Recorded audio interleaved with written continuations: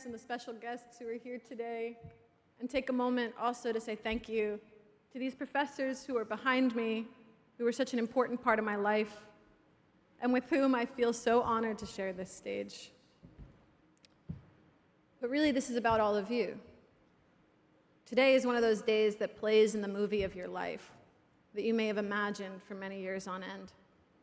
And as you arrive in this moment, whether you're bright-eyed or a little bit hungover, I hope you feel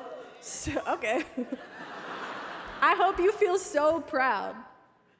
And I'm sure you might feel a little scared too. This day marks a massive transition, and those kind of days are always overwhelming. A lot of speakers might stand up here and tell you that they remember how you feel. But I was sitting where you're sitting just 9 years ago. So when I tell you that, I promise I mean it. Like many of you, I moved to New York when I was 18. I came from cornfields and from the Chesapeake Bay of Maryland, and arrived fresh and so hungry to sink my teeth into this big artistic life I knew was waiting for me. I was deeply earnest. Not much has changed. So obviously, New York City punched me directly in the face. I remember that first night I was standing outside 3rd North, and I was meeting up with... I was a Hayden kid. I was meeting up with some Clive kids for the first time, and a woman came over and asked me if I had a cigarette. And of course, cigarettes are evil, and I would never smoke. So I apologized, and I told her that I didn't have one. And she gave me this sort of offended look, like she didn't believe me. And then turned around, dropped her pants, and showed me her asshole.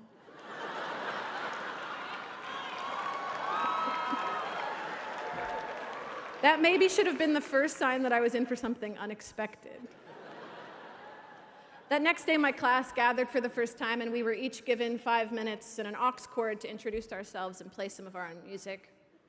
And I remember I was wearing this long floral skirt I had bought at the Goodwill in Maryland and an American Apparel tank top.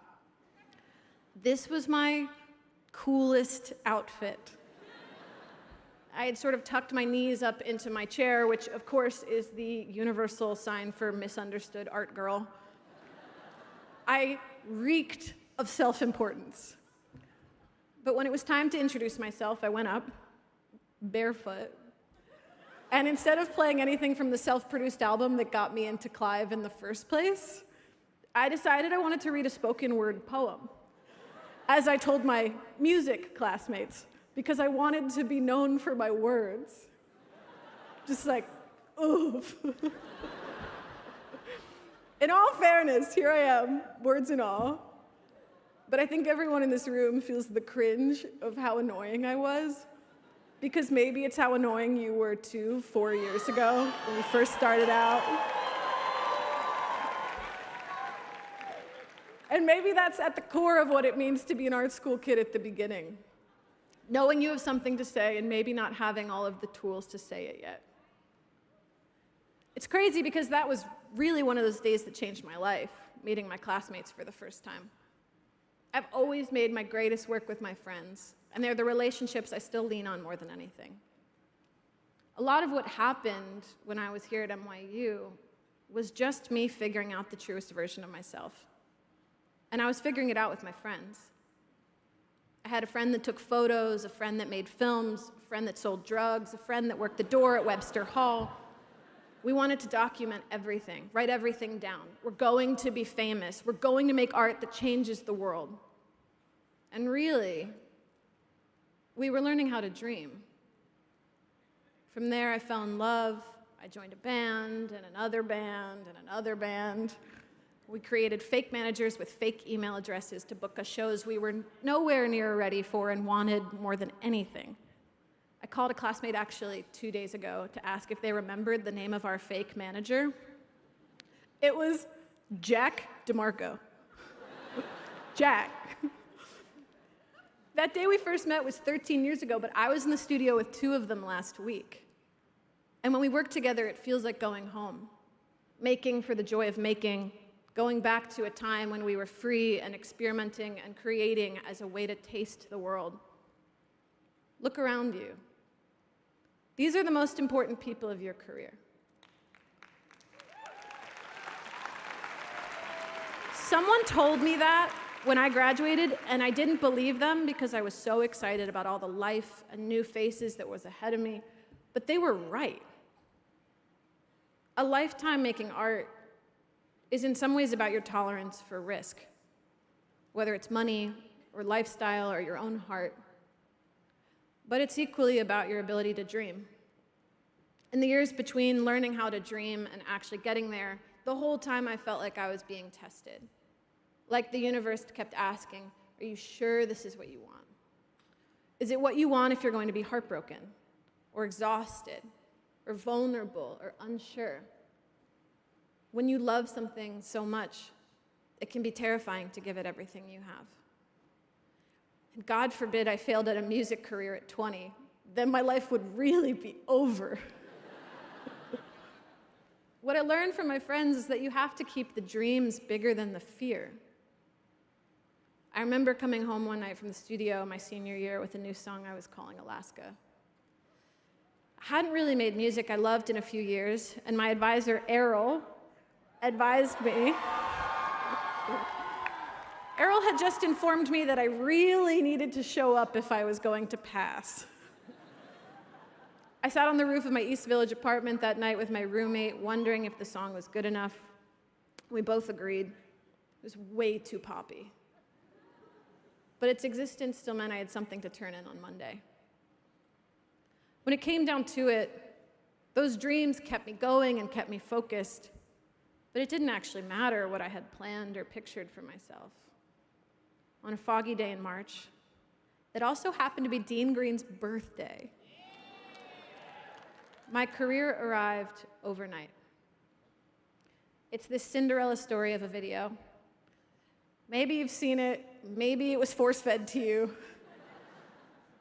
If you haven't seen it, I play a song for Pharrell Williams. He really likes it. His reaction goes on YouTube. Ta-da, I'm famous. What people saw in that video was this moment of alignment. They saw a past life or the universe or whatever you want to call it come along and hold my hand to the flame.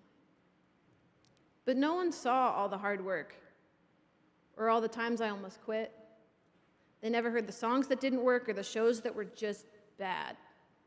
I'm remembering particularly this Halloween DJ set, the opening night of Baby's All Right, where I was dressed as the death of capitalism. Still relevant. There were all these almost exits, things that people will never see, moments when it almost didn't happen or I missed the window. And you know, that's the thing that I always remember about what's so special about standing on stage at Radio City. It's that when the spotlight hits you and the house goes dark, the only thing you can see are the exit signs. Turn around. There's 47 of them last time I counted. And that's part of what it's going to look like these next 9 years. I don't know any artist that hasn't considered quitting. But you didn't get here because you wanted to do something easy. You got here because you wanted to do something great. Art is not an industry or a game, it is a practice. And over again, it is your artistic faith that will save you. The unflinching belief and constant recommitment to your singular gifts and to your own unique timing. It's the most important quality that you possess. And I can tell you from here that every time I stare into that spotlight, I see something bigger than myself. There is a history and a reverence to this practice and to this building. Sly and the Family Stone played their last show and broke up on this stage. Britney held a python and made out with Christina and Madonna. I played Alaska live here for the first time at my graduation. Ella Fitzgerald and David Bowie and Beyonce looked up into that spotlight. And today you'll join that history. Every time that spotlight hits me, no matter where I am, I make the choice to show up, to make an offering, to give something of myself. You prepare and you work and you prepare, and then very much like graduation, You have to just let it happen. Your greatest collaborator is not a person, it's a moment. The thing about being an artist is that it's not a profession, it's a vocation. It's not something you do or sign up for, it's who you are. It's something that calls to you from the deepest depth of your being. Although if you're here now, you probably already know that. The world needs you, bright and brave feelers, now more than it ever has. The year after you graduate college is strange and hard, and I've been thinking about what I wish I could tell that girl 9 years ago when I sat where you sit now. I remember being terrified of changing, that fame would come for me and that I wouldn't stay grounded or stay the same Maggie. But of course it changed me. The creation of a piece of work will always fundamentally and cellularly transform you. And that's kind of the whole point. But I'd tell her it's kind of punk to take the long road, that it's her job to tell the truth. And I hope NYU would agree and value the importance of doing so for all past, present, and future students who express themselves in these halls.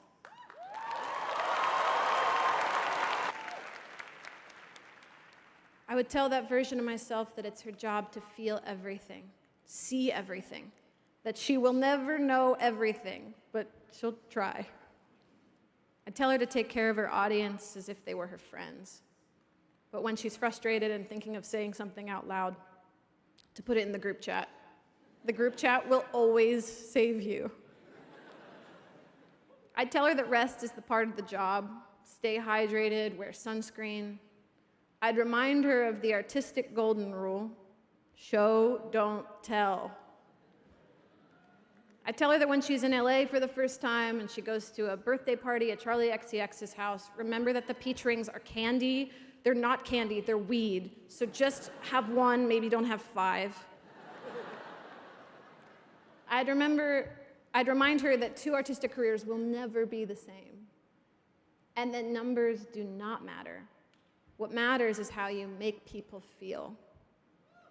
I'd tell her that the people you do this with and how you define what it means to live a beautiful life matter more than anything. It's not lost on me that when you walk out of here today that you're going to be using one of those exit doors. But maybe, just maybe, all exits can be entrances too.